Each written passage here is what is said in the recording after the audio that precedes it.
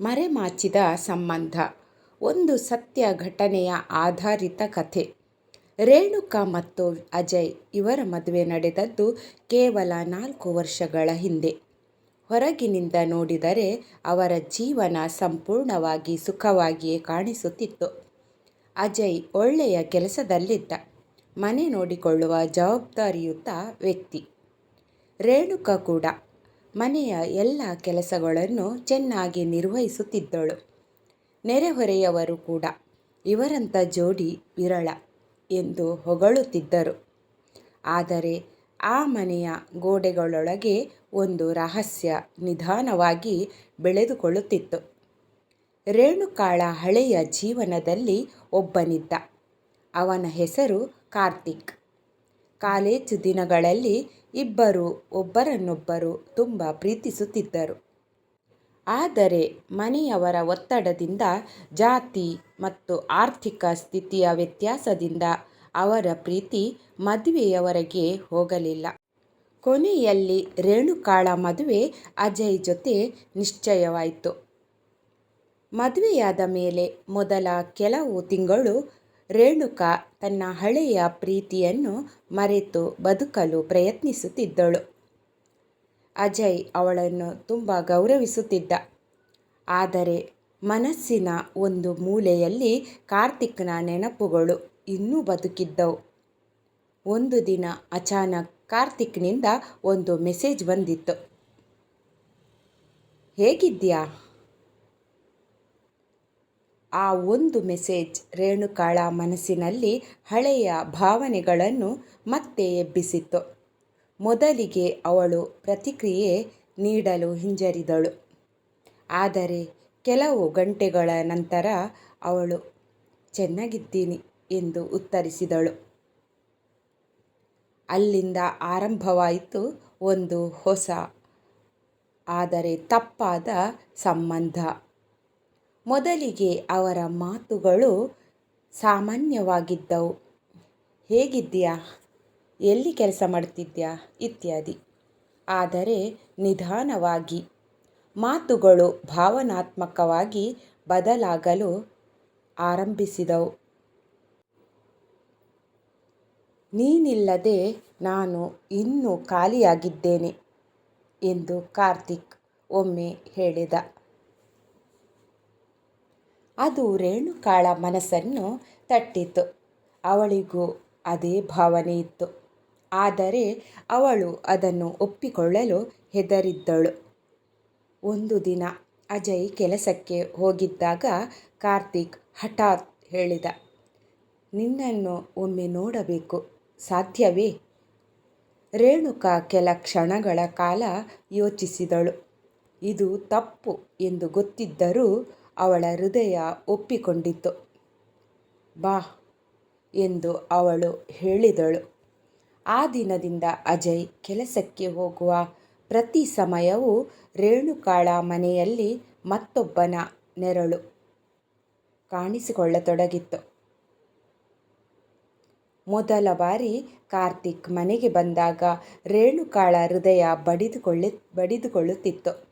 ಬಾಗಿಲು ತೆರೆದ ಕ್ಷಣದಲ್ಲಿ ಹಳೆಯ ನೆನಪುಗಳು ಜೀವಂತವಾದವು. ಅವರು ಗಂಟೆಗಳ ಕಾಲ ಮಾತನಾಡಿದರು. ಹಳೆಯ ದಿನಗಳು, ಮಿಸ್ಸಾದ ಕ್ಷಣಗಳು, ಅಪೂರ್ಣ ಕನಸುಗಳು. ಆ ಕ್ಷಣಗಳಲ್ಲಿ ರೇಣುಕಾ ತನ್ನ ಮದುವೆಯ ಬದುಕನ್ನೇ ಮರೆತುಬಿಟ್ಟಳು. ಆದರೆ ಪ್ರತಿ ಬಾರಿ ಕಾರ್ತಿಕ್ ಮನೆಗೆ ಬಂದಾಗ ಅವಳ ಮನಸ್ಸಿನಲ್ಲಿ ಒಂದು ಭಯವು ಬೆಳೆದಿತ್ತು. ಇದು ಗೊತ್ತಾದರೆ ಏನಾಗುತ್ತದೆ? ಅಜಯ್ ತನ್ನ ಹೆಂಡತಿಯನ್ನು ಸಂಪೂರ್ಣವಾಗಿ ನಂಬುತ್ತಿದ್ದ. ಅವನು ಯಾವುದೇ ಅನುಮಾನವನ್ನು ತೋರಿಸಲಿಲ್ಲ. ಆದರೆ ಕೆಲವು ಸಣ್ಣ ಸಣ್ಣ ವಿಷಯಗಳು ಅವನ ಗಮನಕ್ಕೆ ಬರುತ್ತಿದ್ದವು. ಒಂದು ದಿನ ಅವನು ಮನೆಗೆ ಅಚಾನಕ್ ಬೇಗ ಬಂದ. ಬಾಗಿಲು ಲಾಕ್ ಆಗಿತ್ತು. ರೇಣುಕಾ ಒಳಗಿನಿಂದ ಬಾಗಿಲು ತೆರೆದಾಗ ಅವಳ ಮುಖದಲ್ಲಿ ಸ್ವಲ್ಪ ಆತಂಕ ಕಾಣಿಸಿತು. ಏನಾಯಿತು ಎಂದು ಅಜಯ್ ಕೇಳಿದ. ಏನೂ ಇಲ್ಲ, ನಾನೇನು ಕೆಲಸ ಮಾಡ್ತಿದ್ದೆ ಎಂದು ಅವಳು ಉತ್ತರಿಸಿದಳು. ಆ ದಿನ ಏನೂ ಸಿಕ್ಕಿಲ್ಲ. ಆದರೆ ಅಜಯ್ ಮನಸ್ಸಿನಲ್ಲಿ ಒಂದು ಚಿಕ್ಕ ಅನುಮಾನ ಬೀಜ ಬಿತ್ತನೆಯಾಯಿತು. ಆಮೇಲೆ ಅವನು ಗಮನಿಸಲು ಆರಂಭಿಸಿದನು. ಒಂದು ದಿನ ಅಜಯ್ ತನ್ನ ಫೋನ್ ಮನೆಯಲ್ಲೇ ಬಿಟ್ಟು ಹೊರಟಂತೆ ನಟಿಸಿದ. ಆದರೆ ಹೊರಗೆ ಹೋಗದೆ ಮನೆಯ ಹತ್ತಿರವೇ ನಿಂತು ನೋಡುತ್ತಿದ್ದ. ಸ್ವಲ್ಪ ಸಮಯದ ನಂತರ ಕಾರ್ತಿಕ್ ಮನೆಗೆ ಬಂದು ಒಳಗೆ ಹೋದ. ಆ ದೃಶ್ಯ ಅಜಯ್ಗೆ ಶಾಕ್ ಆಗಿತ್ತು. ಅವನ ಹೃದಯ ಒಡೆದು ಹೋಯಿತು. ಕೆಲವು ನಿಮಿಷಗಳ ನಂತರ ಅವನು ಬಾಗಿಲು ತಟ್ಟಿದ. ರೇಣುಕಾ ಬಾಗಿಲು ತೆರೆದಾಗ ಅವಳ ಮುಖದಲ್ಲಿ ಭಯ ಸ್ಪಷ್ಟವಾಗಿತ್ತು. ಒಳಗೆ ಕಾರ್ತಿಕ್ ನಿಂತಿದ್ದ.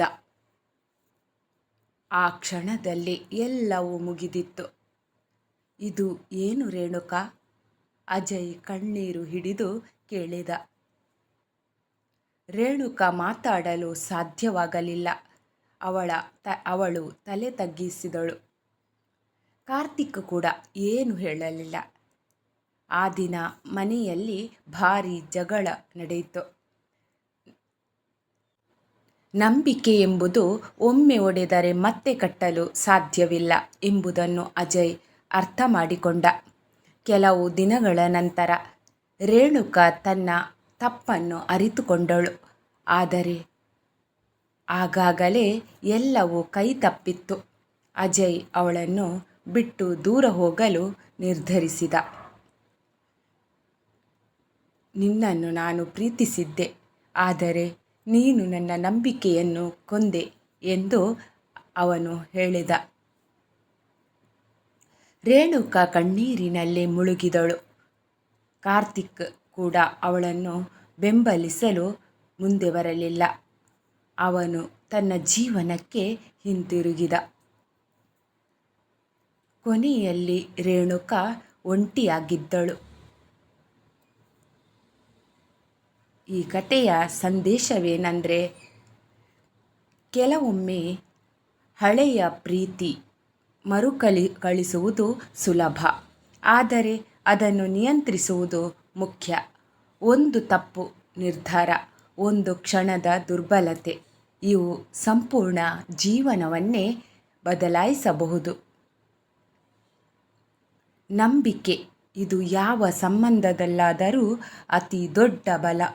ಅದು ಒಮ್ಮೆ ಒಡೆದರೆ ಮತ್ತೆ ಹಿಂದಿನಂತೆ ಆಗುವುದಿಲ್ಲ. ಧನ್ಯವಾದಗಳು ವೀಕ್ಷಕರೇ.